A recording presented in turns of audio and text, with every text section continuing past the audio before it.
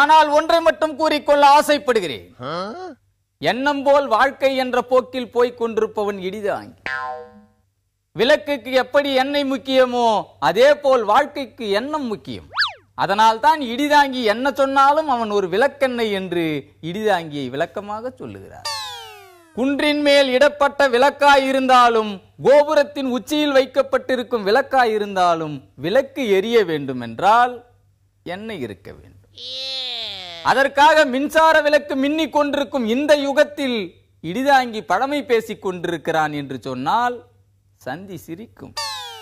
ஏனென்றால் சந்தியில் எரியும் விளக்குக்கு விவரம் கிடையாது.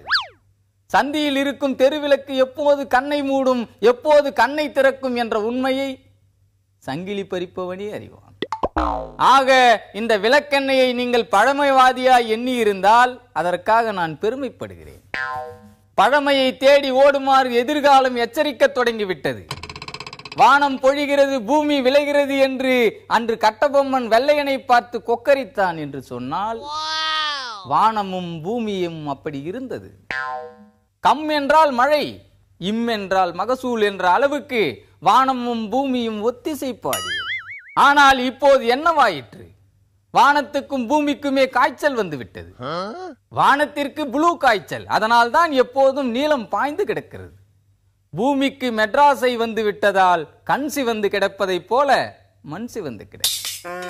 இப்படி வானமும் பூமியும் பப்பரப்பா என்று கிடக்கும் லட்சணத்தில் நிலையெடுப்பு சட்டம் பற்றி எப்படி சிந்தித்தார்கள் என்ற குறுக்கு கேள்விக்கு கூகுளில் கூட விடை கிடைக்கும். அதனால் தான் இடிதாங்கி முற்றும் துறந்த அரசியல்வாதியாக மாறி இந்த பூமியை காப்பாற்ற புறப்பட்டு விட்டான்.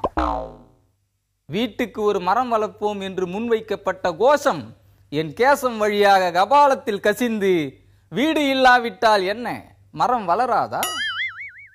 புத்தகத்தில் பக்கங்களுக்கிடையே மயில் வளர்த்து பழக்கப்பட்டவன் மரத்தை வளர்க்க முடியாதா? 2016 வரும்போது என்னுடைய மரம் ஒரு விருட்சமாக வளரும். அந்த விருட்சம் வளர்ந்து கிளைகளை பரப்பிக் கொண்டு நிற்கும் போது வானத்திற்கு வந்திருக்கும் ப்ளூ காய்ச்சல் நீங்கும், பூமி பூரிக்கும், மலைகள் கலகலக்கும், கடலின் அழுத்தம் குறையும்.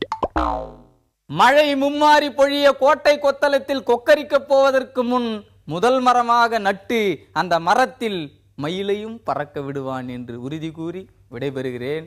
நன்றி, வணக்கம்.